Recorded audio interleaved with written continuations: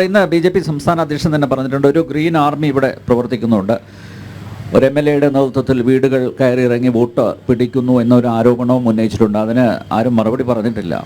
യാഥാർത്ഥ്യമാണോ അത്? തീർച്ചയായും ഇവിടെ ഷാഫിയുടെ ഏറ്റവും വലിയ തുറപ്പിച്ചിട്ട് വർഗീയത തന്നെയാണ്. പച്ച വർഗീയത തന്നെയാണ് ഷാഫി എല്ലാ കാലത്തും ഇവിടെ പയറ്റിയിട്ടുള്ളത്. വടകരയിൽ നമ്മൾ കണ്ടതാണ്. CPM-ന് സമ്മതിക്കേണ്ടി വന്നു. ഷാഫി കേരള രാഷ്ട്രീയത്തിലെ ഒരു പൊളിറ്റിക്കൽ പോയിസൺ ആണെന്ന് CPM-ന് പരസ്യമായിട്ട് പറയേണ്ടി വന്നു. പക്ഷേ ആ വടകരയുടെ മണ്ണിലെ ആ കാഫി സ്ക്രീൻഷോട്ട് അവിടെ ഒത്തുതീർപ്പാക്കിയിട്ടാണ് ഇടതു വലത് മുന്നണികൾ പാലക്കാട്ടേക്ക് വണ്ടി കയറിയത്.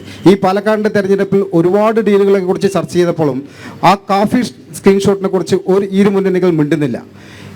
ഈ DYFIയുടെ നേതാക്കൾക്കെതിരെ റെഡ് എൻകൗണ്ടർ നടത്തണമെന്ന് പറഞ്ഞ ഷാഫി മിണ്ടുന്നില്ല. അവർ പരസ്പരം ഒത്തുതീർപ്പാക്കിയിട്ടാണ് വന്നത്. ഈ കഴിഞ്ഞ വെള്ളിയാഴ്ച പാലക്കാട്ടെ ആരാധനാലയങ്ങൾ കേന്ദ്രീകരിച്ച് STPI ഇവിടെ ഇന്ത്യ രാജ്യത്ത് വിജിൽ പറഞ്ഞു, ജനാധിപത്യ സംവിധാനത്തിൽ വർഗീയ സംഘടനകളിൽ നിന്ന് മുദ്ര കുത്തപ്പെട്ട ഒരു സംഘടനയും പിന്തുണ.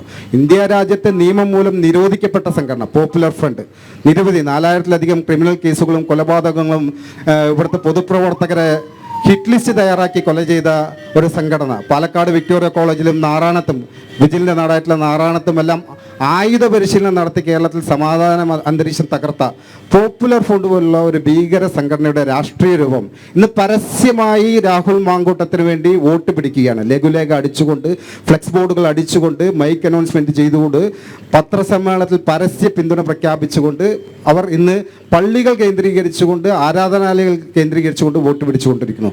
അത് വേണ്ടെന്ന് പറയാനുള്ള ആർജവം രാഹുൽ മാങ്കൂട്ടത്തിനില്ല. ജമാഅത്തെ ഇസ്ലാമിയുടെ രാഷ്ട്രീയ രൂപമായിട്ടുള്ള വെൽഫെയർ പാർട്ടി പാലക്കാട് നഗരസഭയിൽ ഇരിക്കുന്നത് UDF-ന്റെ ബെഞ്ചിലാണ്. ആ വെൽഫെയർ പാർട്ടിയുടെ പിന്തുണ വേണ്ട എന്ന് പറയാനുള്ള ആർജവം ഇവർക്കില്ല. പച്ചയായ വർഗീയ വികാരം ആളിക്കത്തിച്ചുകൊണ്ടാണ് ഇവർ വോട്ട് പിടിക്കുന്നത്. റിജുൽ മാക്കുറ്റി നമുക്കറിയാം, കണ്ണൂരിൽ സിറ്റിയിൽ പരസ്യമായി പശുക്കിടാവിനെ അറുത്തുകൊന്ന റിജുൽ മാക്കുറ്റി, മഹാത്മാഗാന്ധിജിയുടെ അഹിംസ എന്ന് പറയുന്ന ആ ആശയത്തെ തള്ളിക്കൊണ്ട് പരസ്യമായി പശുക്കിടാവിനെ അറുത്തുകൊന്ന റിജുൽ മാക്കുറ്റിയാണ് പാലക്കാടിൽ മുഖ്യ പ്രചാരകൻ. ഇവർ ഇവിടെ റിജുൽ മാക്കുറ്റീനെ ഇറക്കിയത് ശക്തമായ വർഗീയ വികാരം ആളിക്കത്തിക്കുവാൻ വേണ്ടിയിട്ടാണ്, വർഗീയ ധ്രുവീകരണത്തിന് വേണ്ടിയിട്ടാണ് റിജുൽ മാക്കുറ്റിയെ മുന്നിൽ നിർത്തിക്കൊണ്ട് രാഹുൽ പടനയിക്കുന്നത്. ഇതൊക്കെ തീർച്ചയായും പാലക്കാട് ജനങ്ങൾക്കറിയാം. ഇതിനെതിരെ ഒരു കൗണ്ടർ കൺസോൾട്ടേഷനാണ് പാലക്കാട് മണ്ണിൽ ഉണ്ടാകാൻ പോകുന്നത്.